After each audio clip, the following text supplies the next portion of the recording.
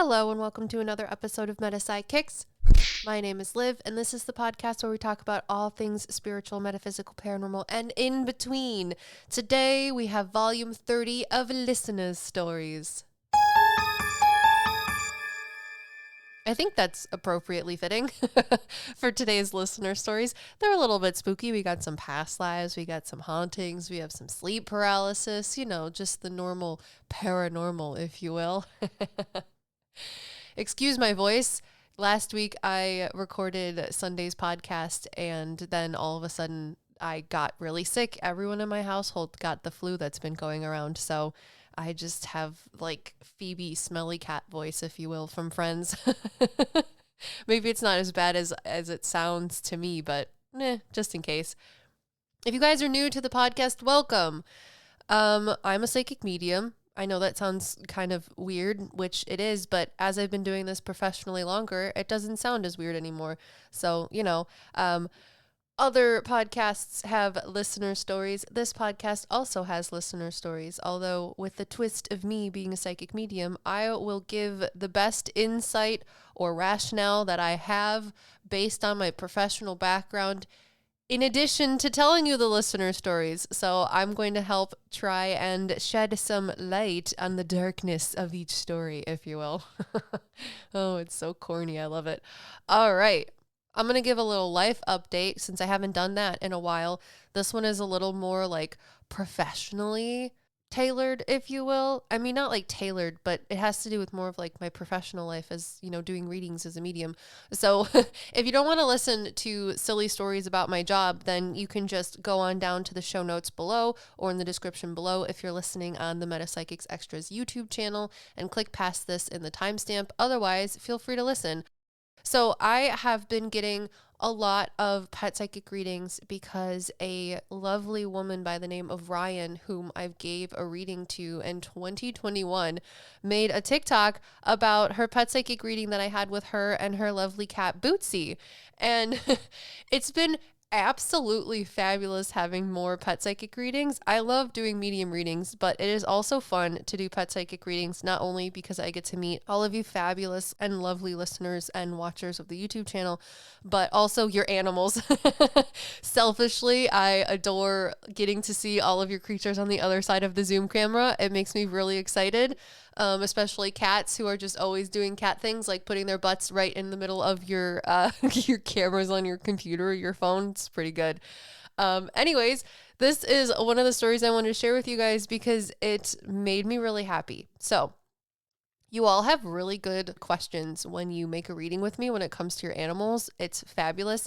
The most frequent question I get asked is, who in the family, like of our like people, does our pet love the most? And that's one of my favorite questions because I usually don't get, I would say 9 times out of 10, I don't get a pet that says like, this is my favorite person. They'll just tell me specific things about everyone in your family that they like the most. So like every person in your family, you included as the pet owner, fill a certain portion of your pet's cup, like their love cup, if you will. And they'll just tell me like, my owner is really good at giving me my favorite treats, or knowing that I have to go to the bathroom at a certain time, or this is the favorite park that we go to. And then my other owner is really good at wrestling with me, or playing really rough, or talking back at me when I'm talking to them, type of thing. So they never really have like a specific favorite, I would say 9 times out of 10, but they'll tell me what is their favorite thing that you do for them that they love about you. However, the question that I've never been asked before, let alone thought to get an answer, was I had 2 lovely individuals ask me about their cat Kitty, what she dreams about. I've never had someone ask me what their animal dreams about before, so it's never been something that I've asked a pet before. So I did not think that I would get an answer, honestly, but I did get an answer. So if you're listening right now, you too will know who you are, but this is about your cat Kitty. And so I asked Kitty, okay, what is it that you actually dream about? And what she showed me, because when I'm talking to animals, I should specify it's not necessarily, I say talking or communicating just like in a layman's terms. Communicating is a better word than talking, because when I'm talking to your animals, it's not necessarily how you're hearing me now. They don't have a voice usually when it comes back, but they'll give me thoughts, images, feelings, and emotions that I recognize as not my own. So it's more like if you were to ask someone a question and then they like pull out a movie projector screen and show you one of their own thoughts or memories that they've been through. And then you can feel the emotions of that memory. So that's more so how I experience communicating with animals. So anyways, Kitty showed me that the two things that she dreams about is one, she dreams about, because she lives in a very nice house, and there's like an island in the kitchen, and then the cabinets are pretty high up, but between the top of the cabinet and the ceiling is probably like 4 or 5 feet maybe. And she dreams about being able to jump from the kitchen island onto the very tippy top of the high cabinets in the kitchen. And when she gets to the top of the cabinets in her dream, there's birds, like when she's watching outside of the window. So she says that one of the things she's dreamt about is jumping from the kitchen island to the very top of her cabinets in her kitchen. And when she does so, she can chase the birds that live on top of the cabinets, like if she was in the trees. And I think that is so funny that, you know, as an indoor cat, that's what one of the things she dreams about. Like her brain puts together the fact that she watches birds outside, but when she's in her dreams, the birds live in the cabinets or at the top of the cupboards. And I thought that was adorable. And then the other thing that she told me that she dreams about is, you know, those, I don't buy them for my cat because I tried giving them to her once and she tried to bury it like a turd. But those little licky treats, the like soup pouches, or they're like sticks full of like creamy, I don't know, cat food, if you will, like super watered down or like soupy pate. Cats often talk to me about those in their readings as well, which I think is interesting. But Kitty told me that the second thing that she dreams about most often is getting a can of wet food, because that's more of like a treat for her in her household, or one of those licky sticks. And when in her dream, when she's eating the pate or the licky stick, she dreams about how it just never ever runs out. The whole dream, she's just sitting there and eating and eating and eating and eating, and it always tastes great and it never runs out. So I've never had someone ask me about what their cats dream about, let alone gotten an answer, because it's something I've never asked before, and animals haven't really brought it up necessarily either, at all, really.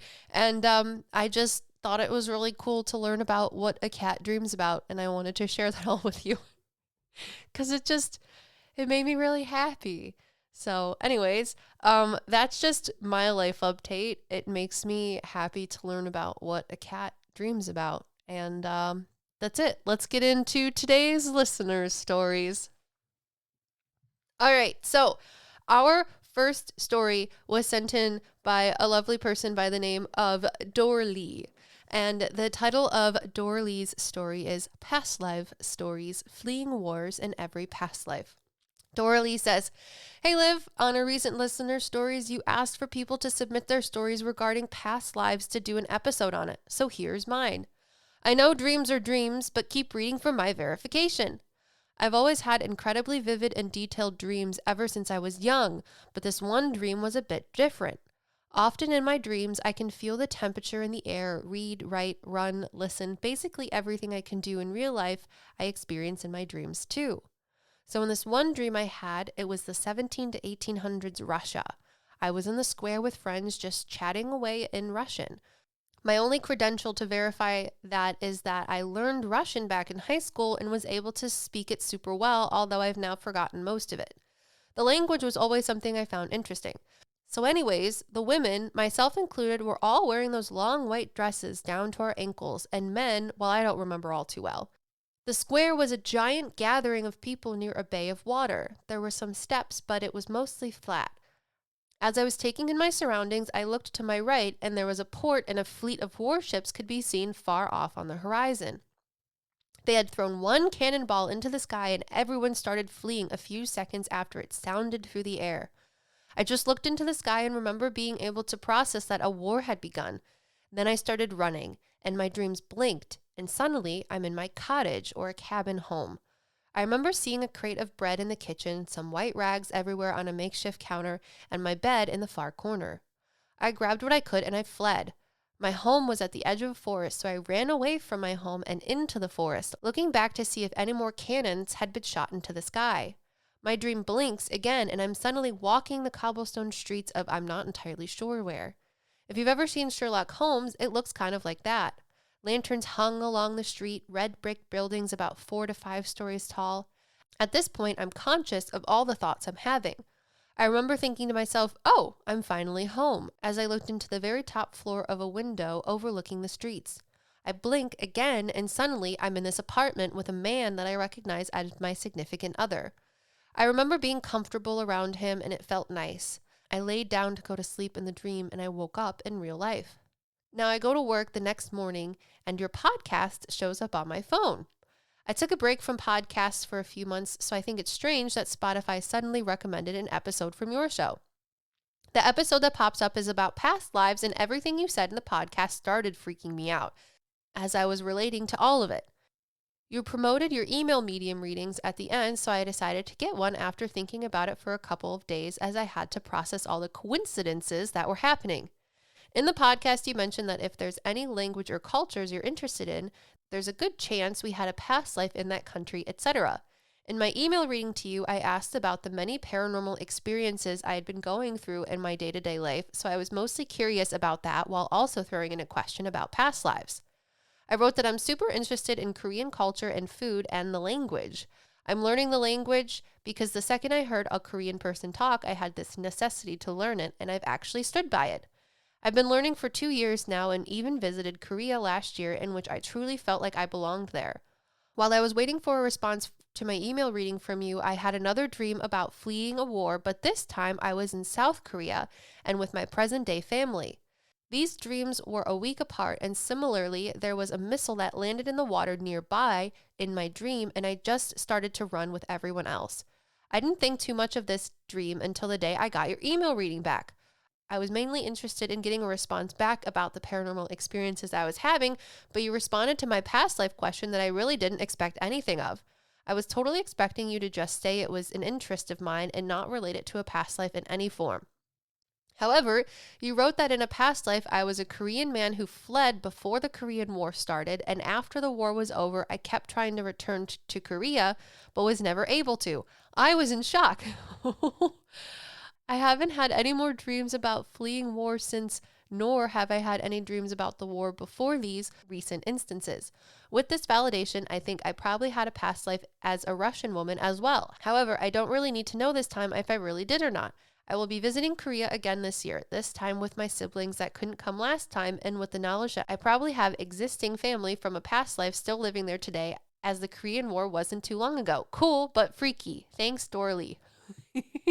Doralee, when I read your story, I remember writing your email reading response to the past life question because it was so oddly specific, and this man just stepped forward on my left-hand side. That's usually how I understand that I'm talking to a past life, because unlike when I'm communicating with souls that are like a past relative, it's just a symbol for me, I guess. Usually souls on my right hand side are souls that are like in heaven or spirit that are related to someone, like a past loved one that's coming through to talk.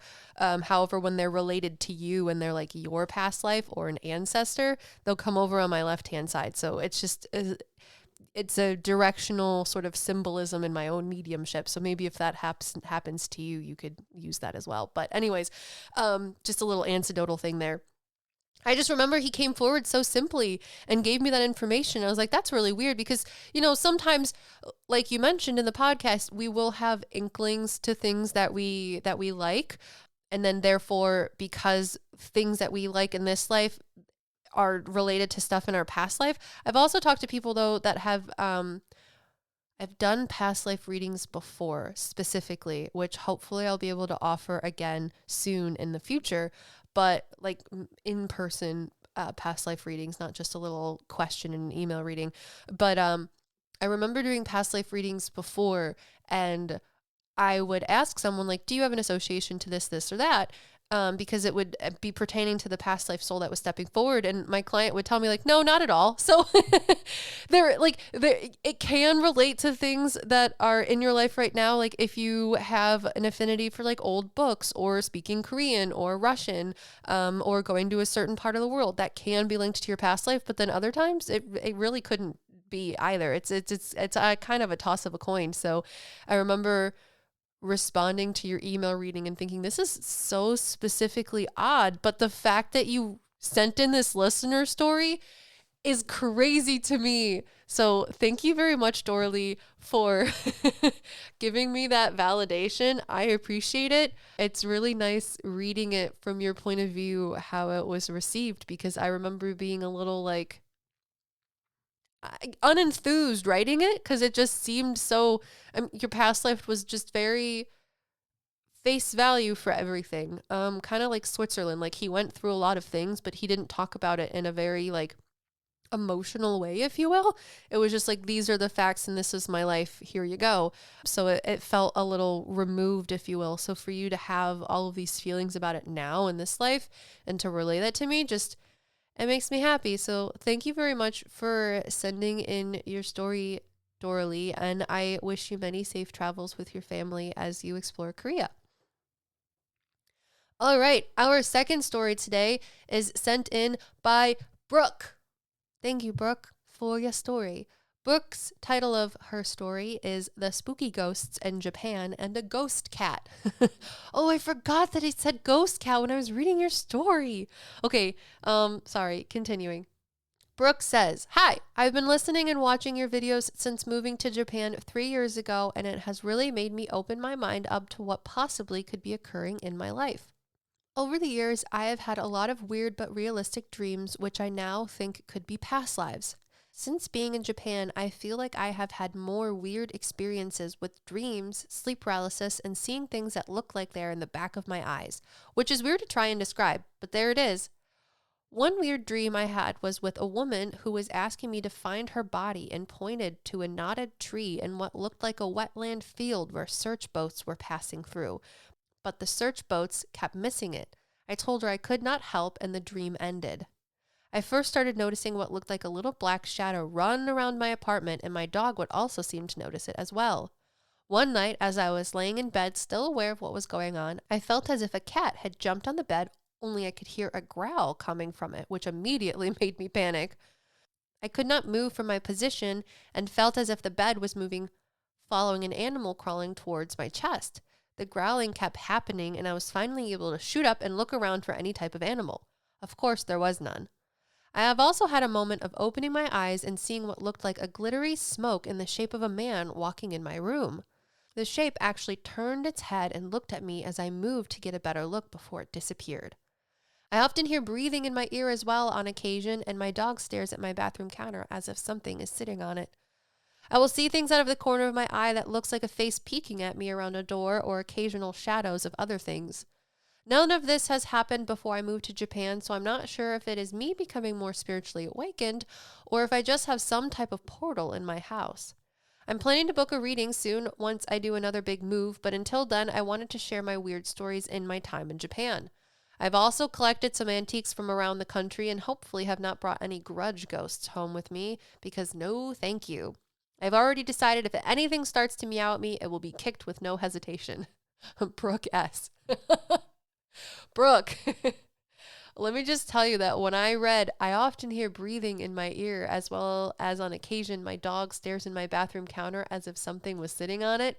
I immediately thought of the ghost cat, and that's why I laughed when I read the title of your story, because I just remember reading like Japan ghost stories or something like that, and not the cat part. And I was like, like the growling when you had, that feeling on your chest, it has to be a ghost cat, 100%. When I read that it sits on the counter in the bathroom, when I talk to people during pet readings, well, I do a lot of cat readings, which is fabulous and it's fine, but a lot of cats love to drink out of bathroom sinks. I did not know this really. Like I started to realize it the more pet readings I've done over the years.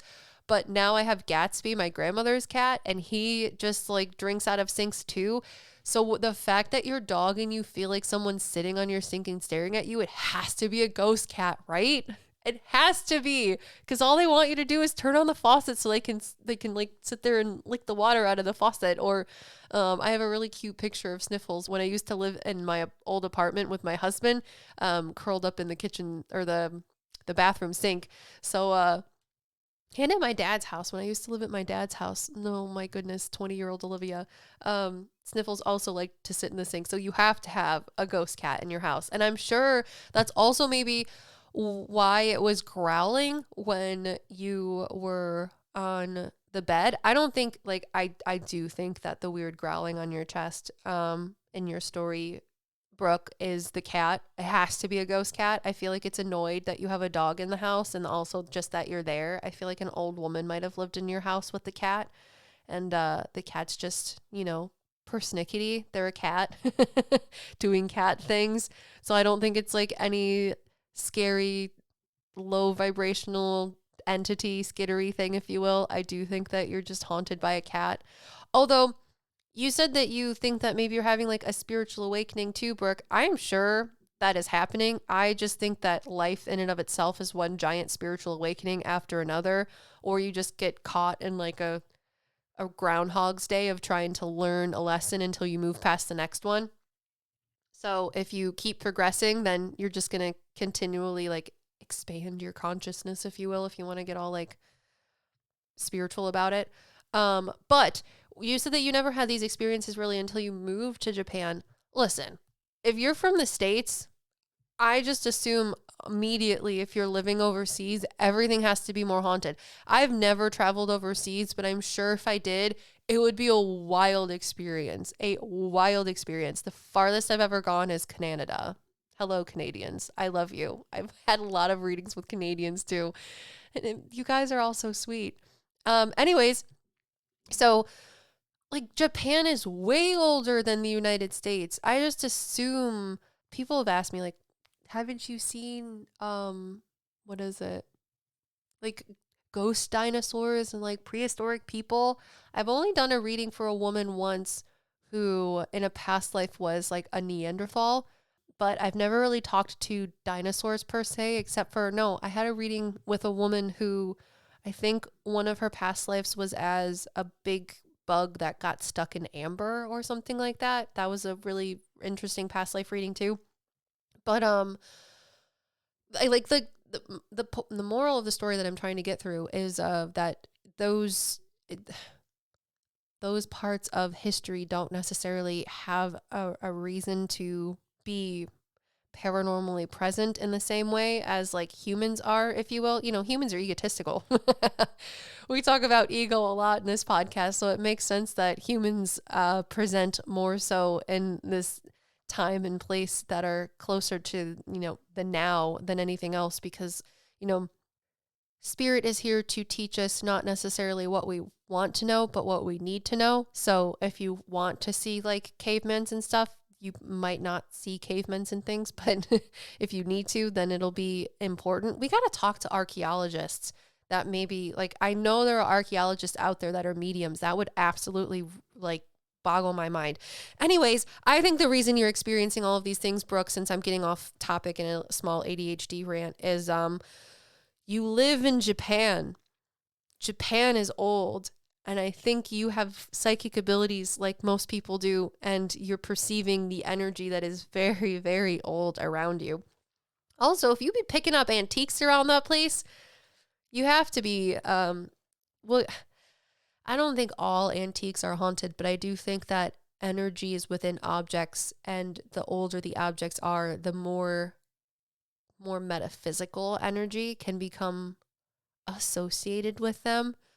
For example, I went to a psychic fair a couple years back, and I ended up picking up these old antique in elephants. They're just like made out of pressed tin, and I don't know where they're from. I think they're from somewhere in India, like Tibet or something, but I could also be very wrong. The man who sold them to me was Asian, and he told me that I had to buy both of them because I couldn't buy them apart, which could have been a really good selling tactic, but it also scared me enough to buy both of them. And now I just always keep them together and slightly at an angle because that's just what feels right for me. So I always point them in some sort of little angle and they're always next to each other. And I call them my good luck charms, and I'm just going to keep it at that. So Brooke, when it comes to the things that you have collected, just if the man at the market says to buy two of them, buy two of them. And make sure that you just say that they're your lucky things, that they bring you luck and good fortune and protection or something, and then so it shall be. That's my my advice for you. I think you just live in a very old place in the world where a lot of people have existed for far longer than anywhere I live, and where maybe you've lived too. I'm not sure where you're from. And you have a ghost cat that doesn't necessarily like that you have a dog, and they're persnickety. So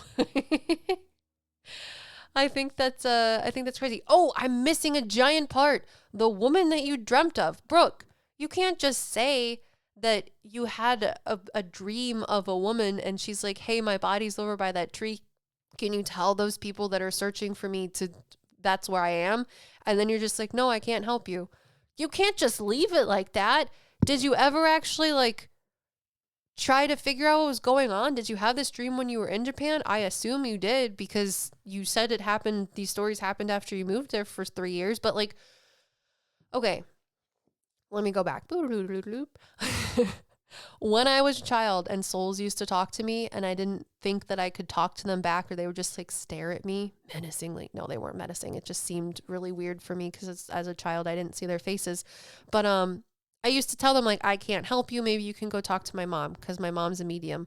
And I would just ask them to find someone else to help them. But I don't know. I think if I had a soul come up to me like that, I've heard other mediums talk about this. My mediumship is very different from other forms of mediumship. I'm not going to say that the way that I do things is the end all be all. It's just how I experience it. So I try to share what I can to help anyone that may experience it similar to me, or compare and contrast, because you can always learn from having, opposite views given to you as well. So anyways, I've heard of other mediums though that have had souls that just come up to them and talk to them and ask them for help like this. What do you I feel like if that happened to me, I would have to start looking around where I was,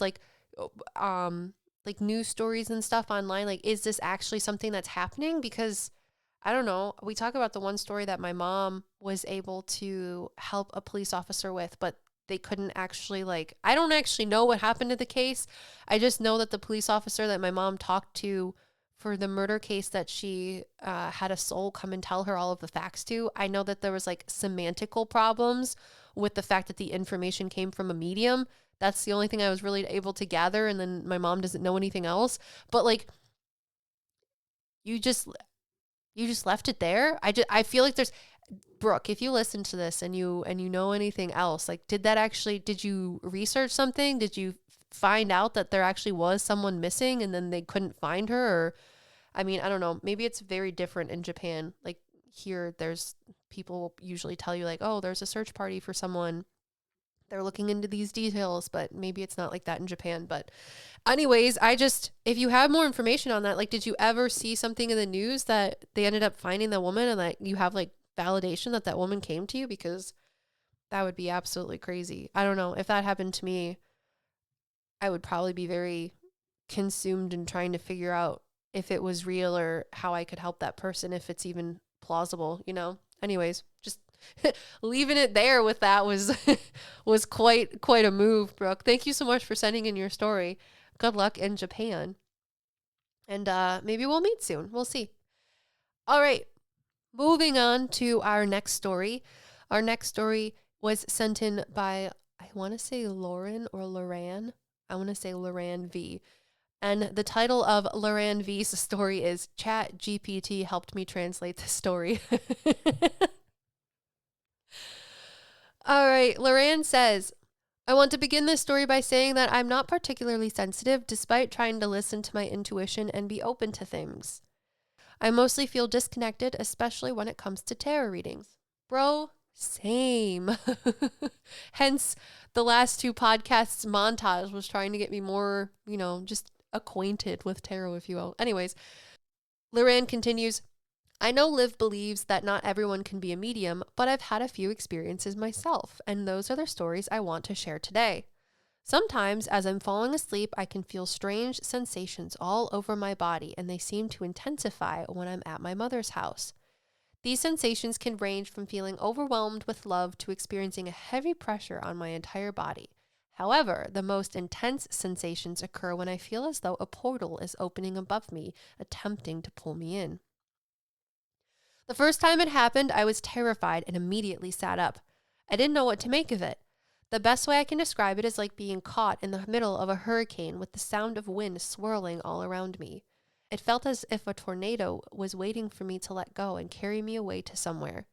After that experience, I tried to brush it off and continue with my life. When I came across a post on social media that mentioned it's easier for people to communicate with spirits when they're falling asleep, so I decided to give it a try and see what would happen.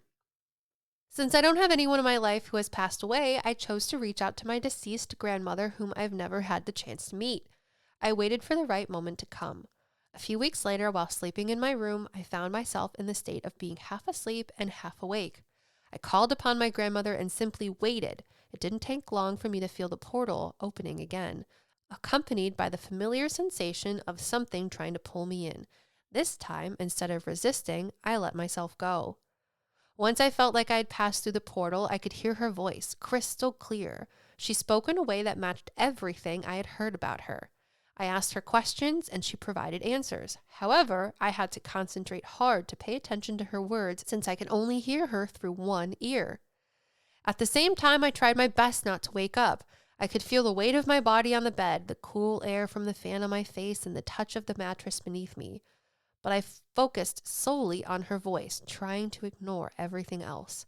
Unfortunately, that didn't work, and I abruptly woke up in the middle of our conversation. The only thing I remember asking her was if I had taken too long to contact her, to which she replied that she wasn't keeping track of time.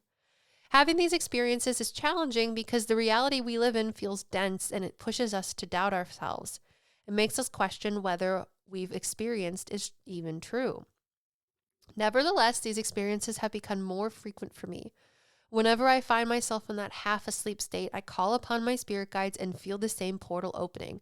Most of the time, I can hear them, and similar to my encounter with my grandmother, I can't see anything. It's like my third eye is blocked, but sometimes I do feel a touch on my heart that prompts me to wake up. On more fortunate occasions, I have managed to hear one of them. I've referred to this particular guide as S. He speaks in a monotone voice, sounding like a serious professor in his 50s. However, I can never recall what we discuss, which leads me to doubt the authenticity of these experiences. A few weeks ago, I was dozing off on the couch in my living room when suddenly I felt and heard someone passing in front of me. I had the blanket over my face and decided to pull it off to see who it was, but I couldn't see anyone.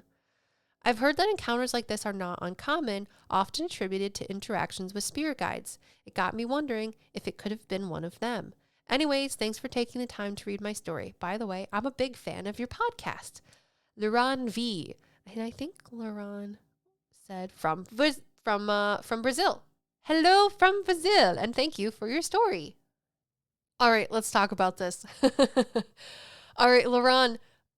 Yes, I do believe that not everyone is a medium, but I also have conflicting feelings about that. Again, if I change my opinion, I will. I just think that there's a difference between a psychic and being a medium. And there's this podcast is not here to argue this point because it is just a thing. Anyways, so you are correct. However, I do want to talk about how you talk about laying on your bed like a portal.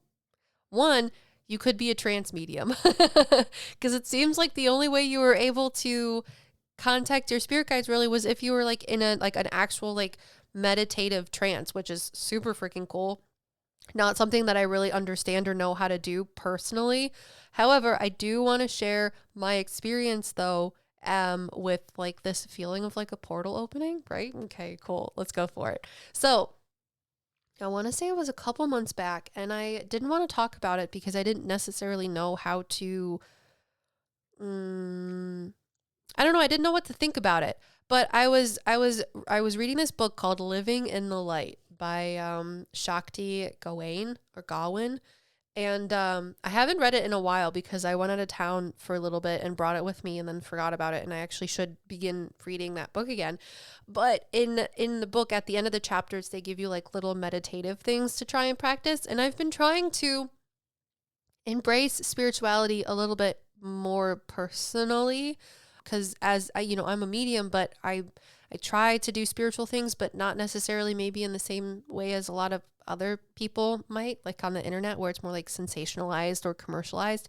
That's just not necessarily my thing. So it's been a process for me to embrace more spiritual things in a way. So anyways, in this book, Living in the Light by Shakti, at the end of each chapter that you read, it's very nice to just read like a chapter before you go to bed, or like maybe a chapter a day, if you will. And at the end of the chapters, there's little meditations. And during one of the little meditations I tried to do, because I was reading a chapter a night, it was like lay on your back and try to contact like your higher self type of thing. I think that's what it was. I think it was your higher self. And I just want you to know, we talk about this in the podcast too, Lorran, the state in which you are existing at, like your mind, your consciousness between being awake and being asleep, is a very good state to contact or be, I don't know, more in tune with the metaphysical energies around you, because your ego starts to slip away. It's that conscious, subconscious sort of limbo, if you will, where your ego and your ability to not think egotistically sort of like becomes, I don't know, like neutral, if you will. So it's easier for spiritual beings to come in. Like a lot of people will talk to me about paranormal experiences when they're about to fall asleep or right when they're waking up, and that's why. So the thing that you saw was correct, the like social media post. But anyway, so I got done reading a chapter of the Living in the Light book, and I was trying to do the meditation before I went to sleep, and it was like contacting your higher self. So I'm laying on my bed, right? And I did have like a tingly sensation. And the only other time that I really, really tried hard to meditate before was like maybe 4 or 5 years ago, probably more like 5 years ago, because I was still living at my dad's house. And I got a tingly sensation too, but I was sitting outside. So anyways, I'm in my bed after this meditation for the book, and I was trying to focus on my higher self. And I was very stressed out, just, becoming a mom, postpartum, everything else that goes with just existing. And I was like, okay, I'm gonna talk to my higher self. This is gonna be great. We're gonna figure this out. And I'm also visually aware, although it seems, Larran, that it's harder for you to visualize things, but you'll hear stuff. So that's okay. I'm sharing this because I want to be relatable in the fact that I also have felt like there's like this space that opens up in front of me. I wouldn't say that I necessarily felt it as viscerally as you, but when I was laying on my back trying to reach my higher self, connect to my higher self, whatever, I did feel like the space sort of opened up like a portal, if you will. But I interpret it more so as not necessarily a portal, but just being able to see into the energy or the realm, if you will, if you want to use energy and realm synonymously, of wherever more spiritual beings exist. And at this point in time, there was like this very yellow and white and pink sort of energy that emanated out from what looked kind of like a starry night sky, or like a black space, if you will. And then this figure came out, and he looked like a knight, like a suit of armor with a sword, and he had one sword, and then he had a feather in the top of his like armored hat. And that, for whatever reason, I just claircognizantly, so just a thought in my mind popped in. I was like, oh, you're a spirit guide, or like a spiritual guide that's going to be helping me through whatever time it is that I'm going to be going through, or that I am going through right now. And the expression that popped in my head was like, he stuck a feather in his cap and called it macaroni. And I was like, okay, I don't know what that means. So I still don't necessarily know what that means, But there's a lot of ways that you could interpret it. If you want to share your own interpretation with me down in the comments below, if you're listening on the Meta PsycKicks Extras YouTube channel, or if you're listening on Spotify or Apple Podcasts, leave a comment if you want to tell me what you think your interpretation of my spirit guide or spiritual guide from a couple months ago is. I thought, well, feathers deal with air and movement. A knight is some sort of tarot card as well, and a knight of swords too. That could be dealing with like knowledge or truth or moving towards something that I don't know about. Things like that. Having a realization and then thinking that it's cool because you stuck a feather in your hat and called it macaroni. I don't know. So that was something that happened to me, but it was in the same sort of like trance mediumship meditative state that you, Lorran, also experienced. So I didn't want you to think like, you said it seems off that these instances happened. And I also think that the meditative instance that I had was also off, but it doesn't negate from the fact that it's cool to share and talk about it and like think about the implications of it. Like you talking to your grandmother is really freaking cool. And it's also okay that if you have these experiences and you don't remember what it is that you talked about, I think that's all right, because you may have, I say this a lot, but mediumship is here to help you know or understand the things that you're supposed to know, not necessarily what you want to know. So at that point in time, those things might be something that you want to know and they're sharing it with you. So that might be why you're not remembering it. But once you are meant to know those things, they'll pop back up. Like for me, I call them like the deja vu moments. So Larran, there might be a point in the future when all of a sudden something happens and you claircognizantly like that past part of you, when you talk to your spirit guides about those things that you don't remember now, all of a sudden like snaps together and you're like, oh, that's what we talked about, because now you're allowed to be privy to whatever it is that you were talking about then. Now, I have things like that, not necessarily where I talk to spirit guides, but it's more like I'll dream of things. And then in the future, I will be like, oh, I dreamt about this before, even though in my dream it was very dreamy and kind of weird, but now I'm living what it was that I dreamt in the past, and I didn't remember that dream until now.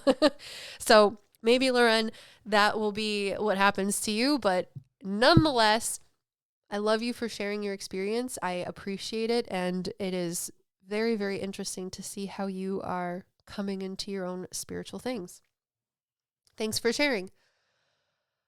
All right, this is just a little PSA for everyone if you're still listening. Before we move on to the next listener story and the last listener story. So in podcast episode 196, I discussed my desire to view the spring equinox as the start of a new year. But what better time than now to kick off this tradition? So with that in mind, I've been creating content on my own for nearly a year now. But maintaining the same pace is becoming impractical for me. I now have a son, I have my husband, I'm still running the business. So beginning today, I will produce one podcast and one video each month. So today's podcast will continue as usual, since you're listening. And a new YouTube video will be released on Wednesday, April 9th. So I hope this new content schedule will help me to achieve a better work-life balance that I've been striving for, while continuing to create content for all of you watchers and viewers alike. And I'm hoping also that this will allow me the time and flexibility to develop new Patreon content, as well as implement overall improvements and advancements for Meta PsycKicks. So for all of you that have been listening over the past year, thank you so much for continuing to be with me. I'm still going to be here. It's just going to be once a month for now, at least on, Spotify, Apple Podcasts, and Meta PsycKicks Extras. But also once a month on YouTube, which I haven't been able to do for a long time, like literally since May of last year. So thank you all for being here. There's still going to be content. I'm still going to be offering private readings in the same schedule. If that changes, I'll let you know. And when I say that changes, it might just be like availability. I might change days of the week or times during the day that I offer readings, but availability will not be going away, and neither will the podcast. We're just going to be adding YouTube videos back into the mix. But as it's just me producing, editing, creating content, I need a little more balance so that I can not leave all of the YouTube viewers out that like videos as well. So hopefully there'll be new things on Patreon too for all of you people that are lovely sidekicks on Patreon, more exclusive content that I'm able to offer and other super cool skookum things. So with that being said, we're going to move on to the last listener stories for today. The last listener story sent in to us is called The Visit by Cheryl S. Cheryl says, so I've always experienced weird or unexplainable things, but nothing too crazy until this one night a few years ago. Lol. I was in a long distance relationship with my boyfriend at the time, and he came to visit me for a few days. One morning, 4 a.m.-ish, I feel I hear what I thought was him whipping the covers back like he's about to get up. I'm practically nocturnal and a very light sleeper, so I immediately woke up and look in his direction. My eyes weren't quite focused yet, but I'm steadily watching him. He sits up in bed, then stands up and proceeds to make his way to the bathroom door. By this time, I can see him a little more clearly, and I remember thinking to myself, when did he change into a white pajama set? He came into bed in red basketball shorts. So then he walks to the bathroom door and then walks through it. He went through the closed door. I pushed myself up in bed and just stared at the closed door like, nope, not that. That did not just happen. It didn't. His side of the bed looked flat. I was just frozen and questioning myself like, was that him? Was that not him? Am I even awake? Is this sleep paralysis? It can't be, because I can move. I reached over to his side and pulled the covers back and boom, my dude is there and fast asleep. I grab his arm and I shake it. He lets out a sleepy, huh? And I say my exact words to him. I'm tripping. I think I just saw someone go into the bathroom. I'm thinking he's going to get up and check it out. He just stretches his arms out, pulls me in and says, go back to sleep. And I was like, what? Needless to say, I did not go back to sleep. I confronted him the next day via text after he returned home. And I said, so we're just not going to discuss the ghost that I told you I saw? This man responded back with, I saw him 2 nights ago. He walked through the door, right? Prior to this event, my boyfriend explained to me several times how he is often visited by spirits, mostly in his dreams. But I never really believed him due to the fact that he was a dramatic liar. Well, oopsies. Note for you, fast forward to today. I recently found out that I'm a bit of a spiritual magnet myself. I love your YouTube channel, and you've been a huge help to me on my spiritual journey. Thank you, Cheryl S. Cheryl, I don't really actually have a lot to share to your story. I just adored it. The fact that you also saw some, like, okay, let me see. I don't have like an answer for you. I'm just going to tell you what I thought it was when I was reading your story. I figured, Cheryl, you woke up and saw like your boyfriend astral projecting to go like take a pee or something, you know, like a midnight pee that guys do. My husband wakes up in the middle of the night and he'll go to the bathroom and then he has like a midnight snack and then he comes back to bed smelling of like chocolate. So that's what I figured it was. I thought like maybe you just saw him like astral projecting and I was like, I don't know, maybe he like astral projects in like white PJs. I'm not sure.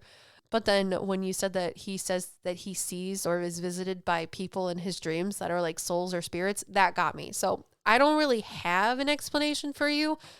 I just assumed that it was him astral projecting. But then when he says that he also saw the same person, it's a little interesting to me. I mean, maybe it's just like, I don't know, maybe it's a residual haunting, but since it seems to replay the same thing every night and your boyfriend said that he saw him too, it might just be like a residual thing. Like some dude lived in that same apartment for a lot of years and he also just peed every single time in the same middle of the night. So now the house just replays it. That would be really funny. Put that in a movie. Anyways, Cheryl, I appreciate you sending in your story. I'm glad you enjoy the YouTube channel. There are going to be more videos coming out soon, as I just explained. And to everyone who's listening this Sunday, thank you so much for your support, past, present, and continued. And if you want to purchase an email reading like Doralee did, you can also do that. I will have new availability in April or continued availability this April to make a private Zoom reading with me if that is also something you are interested in. If not, I still appreciate your support. You're all fabulous. I hope you're having a great Sunday. And it's springtime. I forgot. This Thursday, I mean, I'm recording this on a Monday, but that means by the time this podcast comes out, it's springtime. Happy spring, y'all. If you haven't listened to my spring equinox podcast, go give it a listen. It's just a fun little doodle. It's kind of like something you'd learn about if you were in school as a little kid, and that is also something that made me happy. So, yeah. Thank you all so much for listening. I appreciate each and every one of you. And until next time, peace.